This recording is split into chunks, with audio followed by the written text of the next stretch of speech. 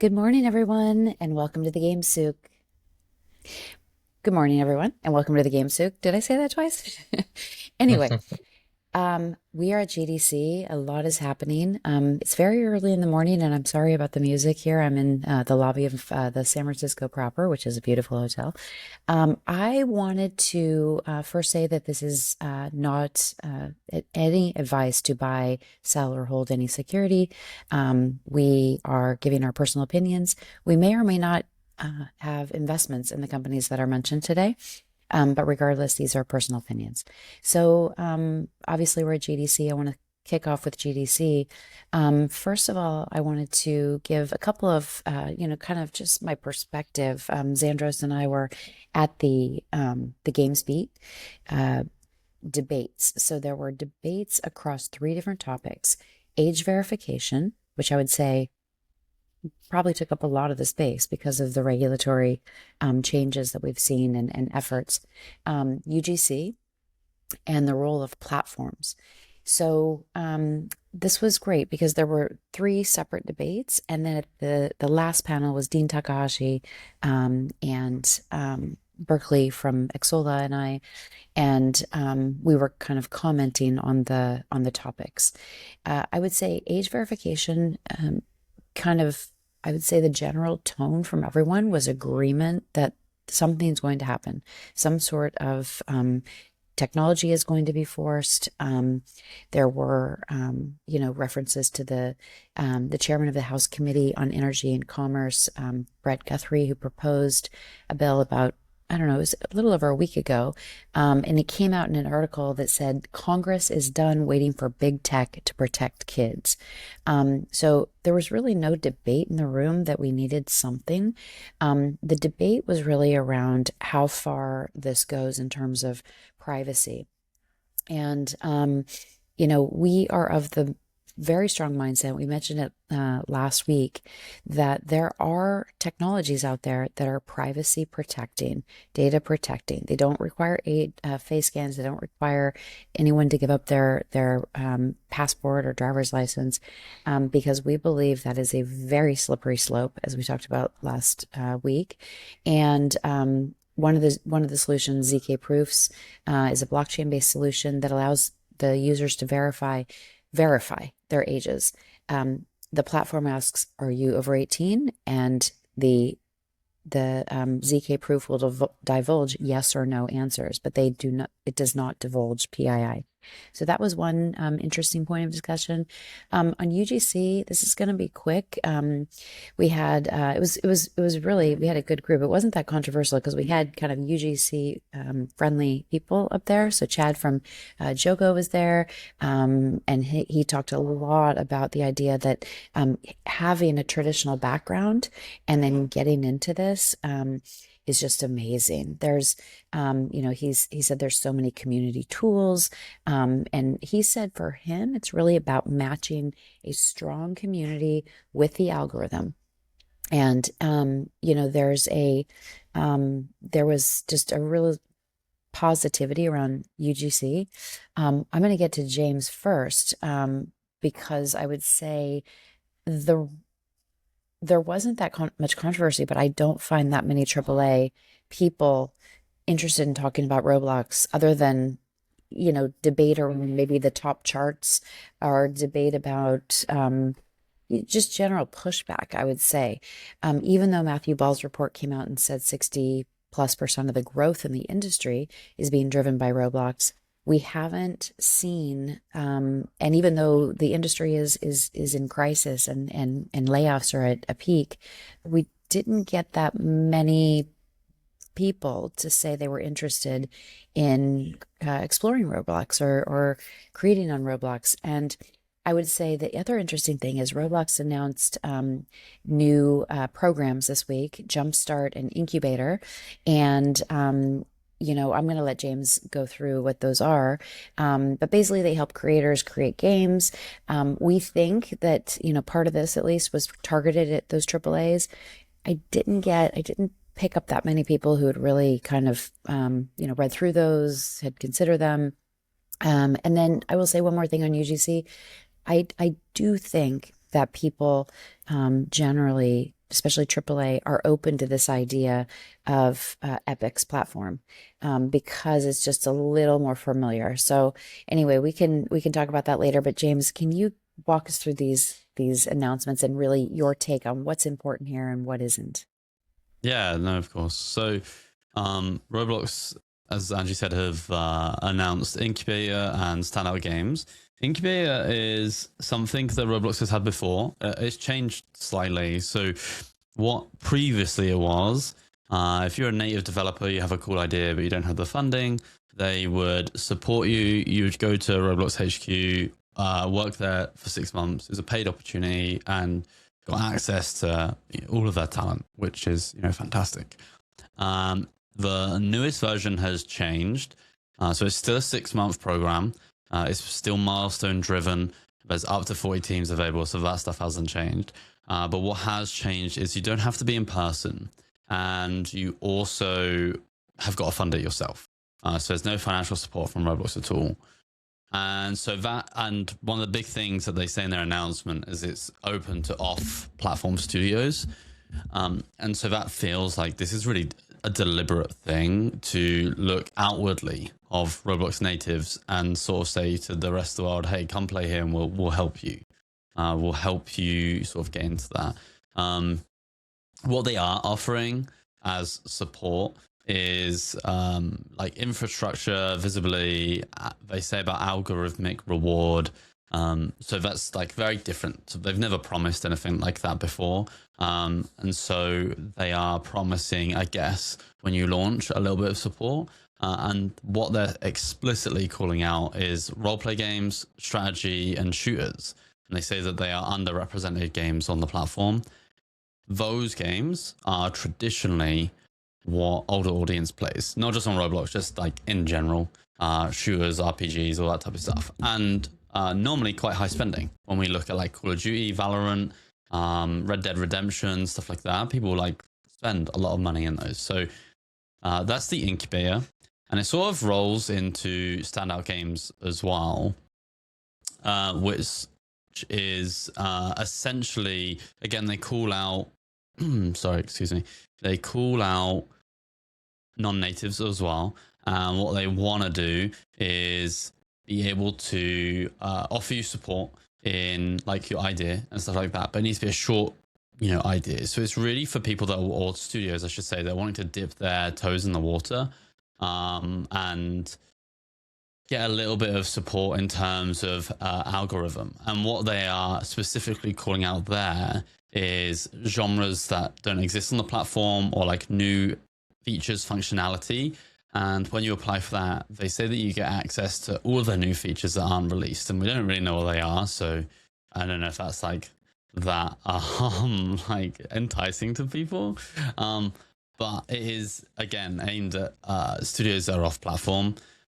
The other thing that they've like released with this is they've renamed today's picks, and it's going from essentially what today's picks was last week was what's trending, what is everyone playing, what is little Timmy signing up to in terms of an event and excited to go and play. What they've now changed it to is standout games, and they are essentially saying these games are exceptional. This is like a curated thing with ambitious like game mechanics is what they're saying. And so now in standout games, like the picks area, you can have video previews. And the reason why they're adding video previews is they feel that a thumbnail doesn't do like an FPS game or a roleplay game like justice. There's so much more technicality that goes into, an FPS game being really good versus just a thumbnail. And so they're trying their best basically to, I would say like get rid of brain rot is like, I think, one way that they're trying to look at it. But the other thing they're trying to do is really make it their strategy that you can make good quality games on the platform and shift this sort of like stigma that you can only build trend games on Roblox. The final sort of thing that they've announced, which I think is the biggest thing, but is very embedded in their announcements of these two sort of like features, is they've introduced what's called a deep playthrough rate. Initially, we've had like a QPTR, which is a qualified playthrough rate. A QPTR, just for those that don't know, is do they click your thumbnail and what are they doing for 2 minutes of the game? Are they staying? Are they completing the tutorial? Great. That's all we're looking at.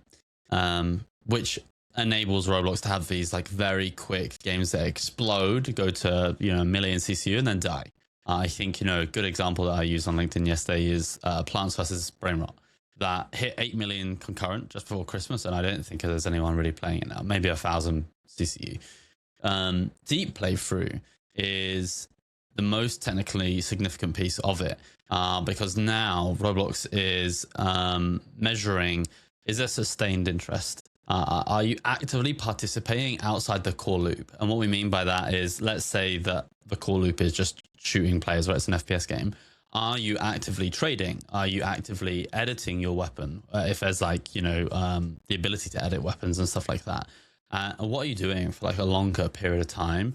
And that's really important that they are adding that if they're trying to focus on these two new sort of like programs that they're running. Because historically, you've seen these very technical games come to the platform. And like I've worked on like a MOBA on the platform, which is like really not Roblox native at all, and it was a really fun MOBA. But because it was not focused on like a 5-minute core loop, it's focused on like a 20 to 30-minute core loop. It doesn't do very well.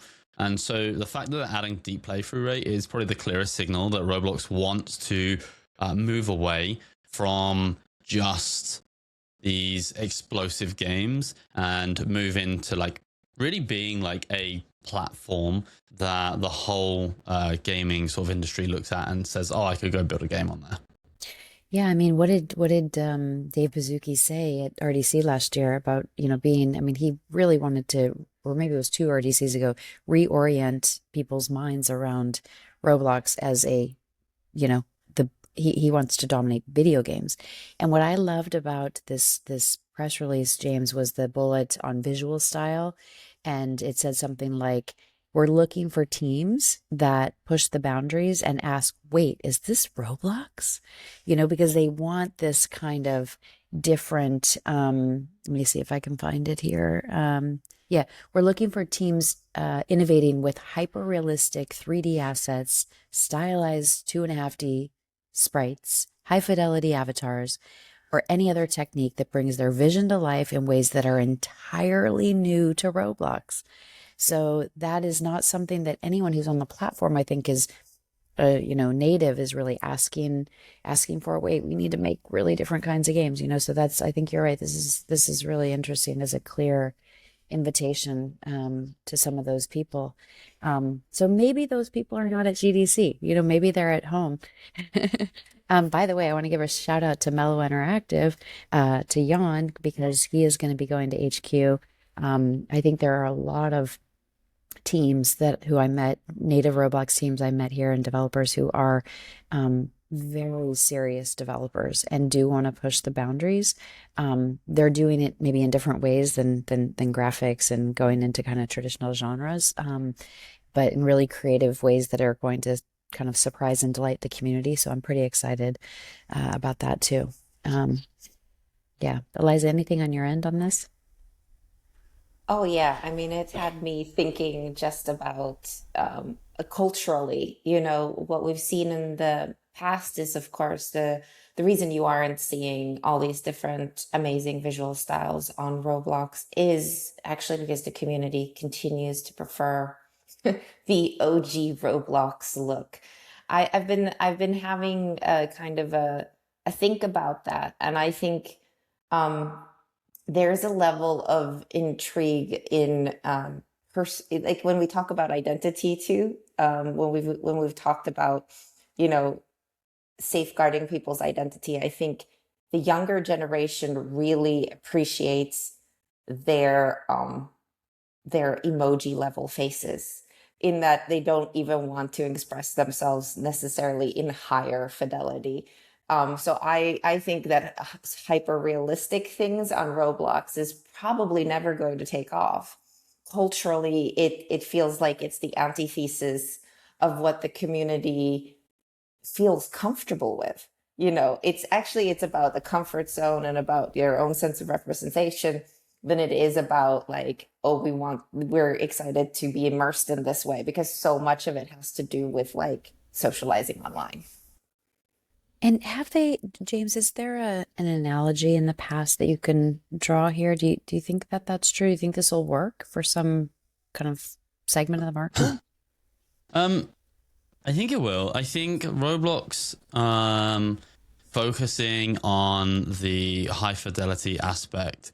I think non-natives will get that wrong and will think that we're looking for GTA 6 like style graphics. And I think gaming just as a whole has really gone past graphics, and that's not just on Roblox. When we look at like some of the games or nominations for the games of the year last year, which were gosh, I forgot what they're called now, but like I know Eliza's gonna remember. Eliza, the ones with the where you could yap and you were like carrying the Oh thing. gosh, I'm terrible with name stuff, but I know exactly Yeah, what you mean. Like they look essentially like Adventure Time almost yeah, level yeah. characters. Yeah.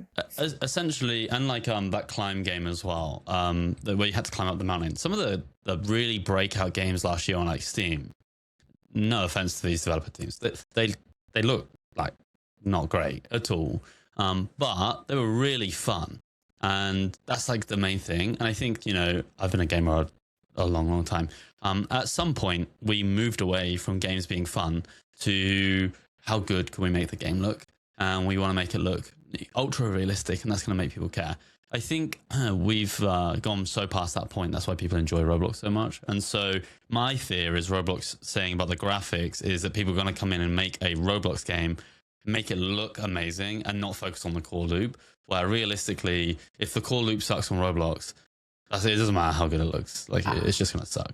So that's my take too, 100%. Yeah. And Angie, just to add one more thing really quickly, sorry. There's some random, I don't know who, that's at GDC at the moment that posted on LinkedIn a couple of days ago at the start of GDC. I won't read it fully, but I'll give you a summary. But his opening sentence is, "We need to talk about Roblox, unfortunately." Because he's a AAA developer and has worked in whatever. And his take, and I feel like this is largely a lot of people's take that are non-UGC natives and more in AAA, that his take is that Roblox is only exploding and doing very well because of the economy. And that because Roblox is free and the games are free, that's why kids are playing it. And once we get out of the recession and people have money again, we'll go back to buying these ridiculous $100 games. Oh my God. And I didn't comment because I would just explode and have a complete meltdown. Yeah. Yeah, Because it's ridiculous. I That just put the is laughing emoji, crazy. and I do feel like that is how a lot of the gaming industry thinks. Still. Well, let me tell you what happened to me when I walked into a cocktail party.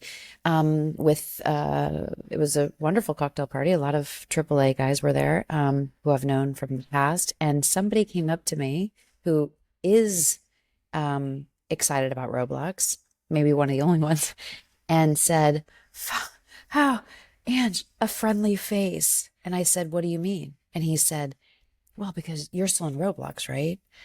And I thought, how strange is that as an intro? Friendly face, meaning that other people are an unfriendly face to him because they're not like, or because they're, I mean, he's just like, what? I was kind of blown away by that. I think the head in the sand level, the willful denial of facts is really hard for me to get my head around. And I'm a creative producer. So when it comes to also this art fidelity, high production stuff, I've been having such a great time making a Roblox game lately. And one of the coolest things that I enjoyed about it is how fast you can iterate on the game mechanic. Plus, it is a completely different thing between iterating on a game mechanic and bringing the team in to play together, you know, because the social side is so important.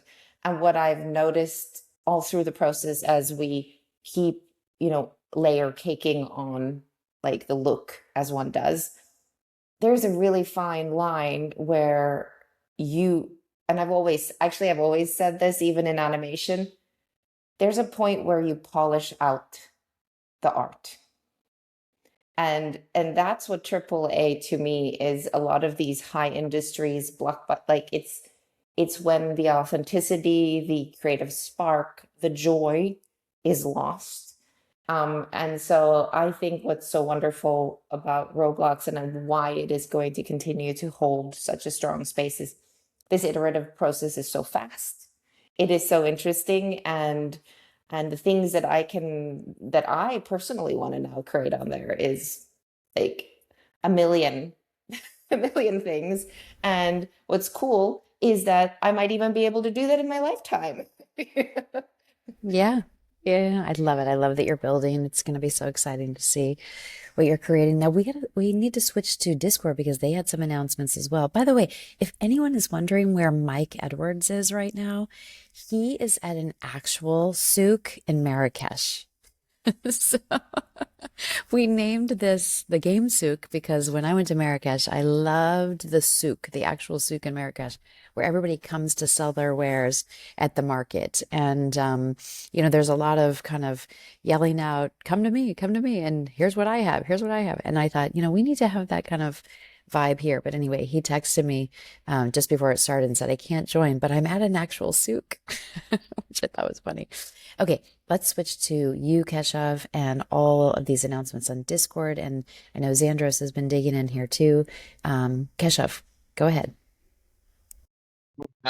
Discord's come out with three big things as part of this GDC. So last year they came out with the social SDK, which is the social gaming layer, and they themselves call they're like Discord is a social layer for gaming.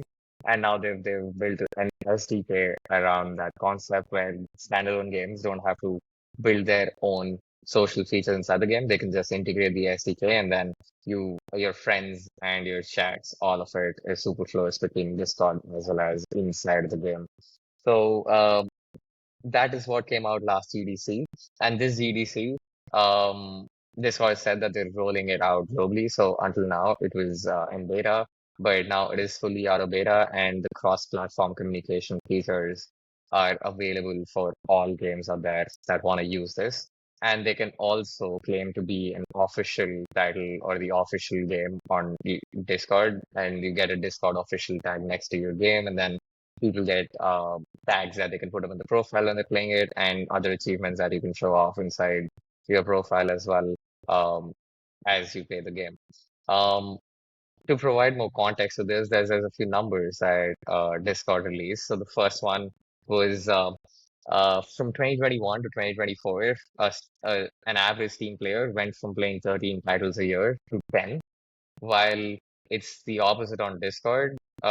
Players on Discord went from playing 8 titles to 11 a year compared to what Steam went down to 10.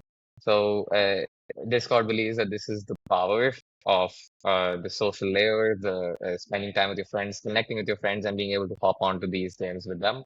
And uh, the numbers prove that this is real.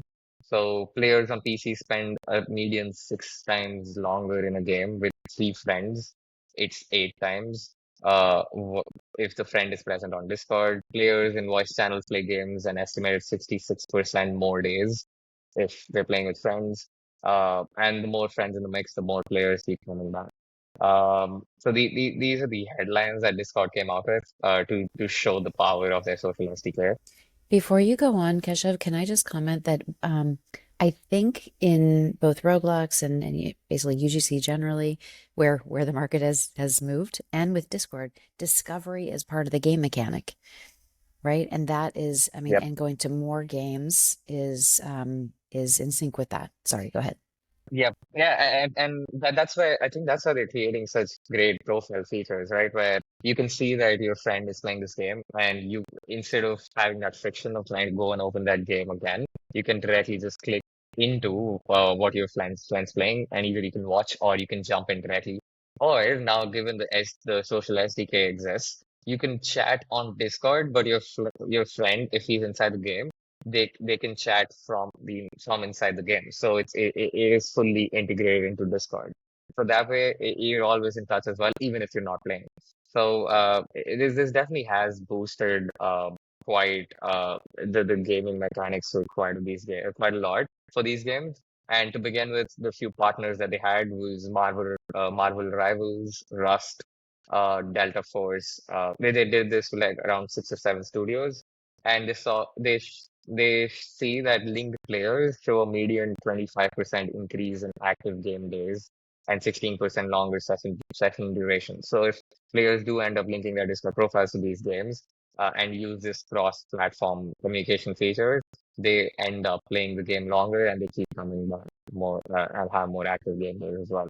So definitely, I think when this came out, the social SDK, we were very excited about it, given that we've always spoken about Discord being the social layer, and now they have implemented it in such a way where everyone out there can easily integrate Discord into their games. And the best part is this is available for free for developers. Um, so that was one of the bigger ones when now it is officially globally rolled out. The other two are still in beta and they're working on with selected partners, but uh, the first one is the Discord social commerce layer, and the second is the instant play quest. So the Discord social commerce layer was a very interesting announcement from them. This came out in beta right before Christmas because that is the time that players gift each other a lot, and that is a trend that Discord has seen directly on its platform as well.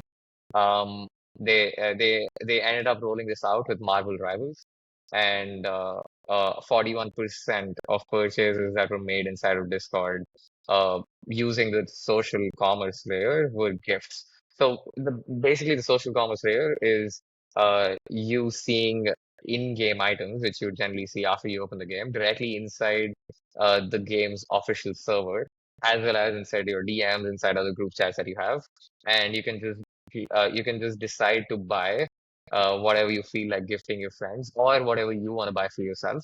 And then you can gift it directly on Discord, or whenever you open your game next, it pops up that this is a gift that your friend bought for you, and you can claim it directly inside the game. They've also updated the mechanics as that if a player already owns that item inside the game, the shop on Discord will show you that the player already owns this, so you shouldn't buy that.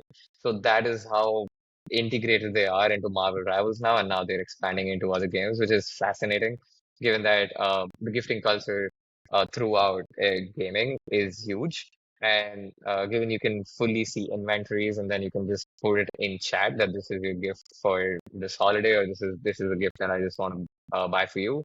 It has been enabled inside, and now they're rolling out with um, newer partners. And then the third pillar, that's the Quest, the obviously another product that we've loved over the last 1.5 or 2 years, and given how they're iterating it and the different versions that they've gotten out.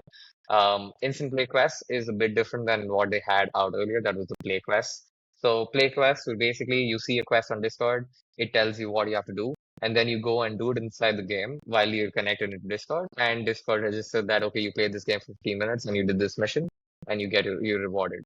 But now Instant Play Quest is directly native built inside Discord, where this quest pops up on your screen if you want to try it, and then you directly jump into the game.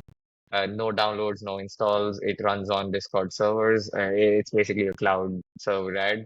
And you can directly play or try out the game mechanics in that small quest, and then you can earn a reward, or at least you can figure out if you want to download that game. So that is another beta feature that they've downloaded, that they've introduced. Um, Yeah, Xandros, Sanders, go ahead. yeah. Did you want to add on any of these metrics that I missed, Xandros, and then obviously an update on Or James what's or happening anyone on on, the yeah. age verification side? Yeah. I thought I think you covered a lot of the grounds on that, but I thought the instant play was a great example of how Discord's going to integrate fully into Discord and keep people on their platform instead of having to link out. But then also the social SDK and how that will integrate for developers, I think will be really interesting. So Discord's now going to allow developers to use their platform for voice channels instead of having to, spend the time developing their own. So I think that will be incredibly interesting to see how this all plays out going forward. And it's great to see Discord doing so well with these stats that we haven't seen in quite a while. Uh, I think but yeah, also curious. on the instant play quest, right? I think it bolsters that in their SDK as well. So that is something that's native on Discord, where you can just build your game inside of Discord and people can directly play it inside of Discord. There's nothing standalone. You don't have to pay for servers. You don't have to try to figure out how you're acquiring users. You can just run your server and then players can jump in. I think Right. these instant play quests would definitely help boost those games as well. Maybe it makes developers realize that you don't need another distribution channel. You don't need to advertise another distribution channel. You advertise that instant play quest, and then the app is directly embedded inside Discord, and people can start playing it instantly instead of going out of Discord to download it. So this could definitely be a game-changing, vertically integrated option for them. I mean, distribution is the most important piece of the puzzle. So this is huge, honestly. I mean, this just points to the fact that there are kind of multiple industries happening in gaming right now, and they're not necessarily overlapping as much as one might think. I mean, this feels like it's kind of doubling down on what is happening, and a trend toward, again, this built-in play mechanic, which is discovery. So I'm pretty excited about this. Yeah, I think it's going to be great.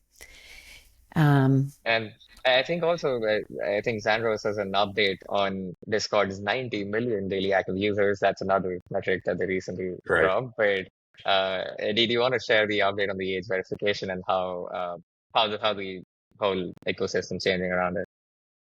Yeah, I'm also at GDC this week with Angela, and I know she touched on this, but it has been one of the top conversations we've had all week. And the common thread is, what are we going to do? What's it going to look like? And I know she said this, but I think it's worth reinforcing.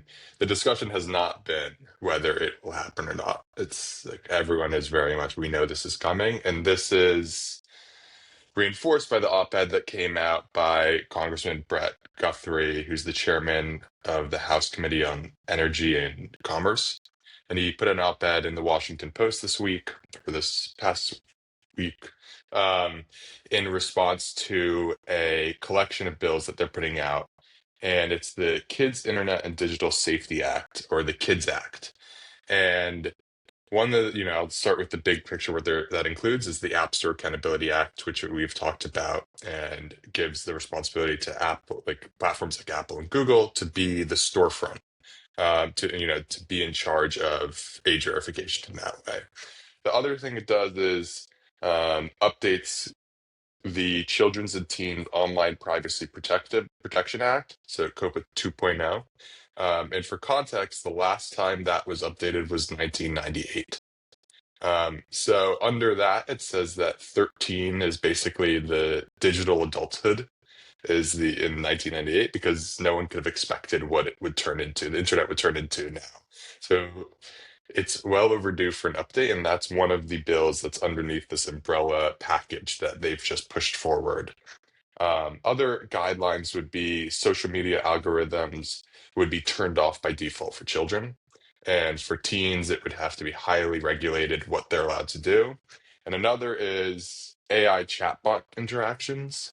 For kids and teens, it has to be very clear if they're allowed to even interact with them. It has to be clear that they're not real, that they're not real people, because this has been something that parents are becoming really concerned with. And one point that I thought was important from his op-ed was that this is not an end-all be-all, like, oh, we've solved it. And that it can't just be um, Congress or the government moving forward with bills to help protect kids, and it has to be every adult is responsible for this, especially parents. And every adult is, whose fault is it? Is almost what he said. It's like, well, it's everyone's fault that we haven't dealt with this. And we need to take accountability now and move forward to protect kids. So I think this coming out with GDC this week has been really put it in perspective for a lot of developers about what are we going to do? A lot of platforms. How are we going to operate in different countries that have different policy requirements? And if it's not across the board, everyone's doing the same policies, like that's a big headache. And we're looking at the, like this is going to be a big change for gaming and social media as a whole. I mean, tech and internet as a whole. So that's been the week update a lot. Yeah, I totally agree with that. It's one of those topics that I think is incredibly interesting because it's a huge shift, and I also think in a year we might not talk about it anymore. Yeah. So, but anyway, it's really important and very interesting now. Okay, I think that we are going to go ahead and wrap this week. Hope everyone at GDC is having a great week. Safe flights home. And for everybody who's not here, hope to see you at the next event. Where are we going next? I'm trying to think.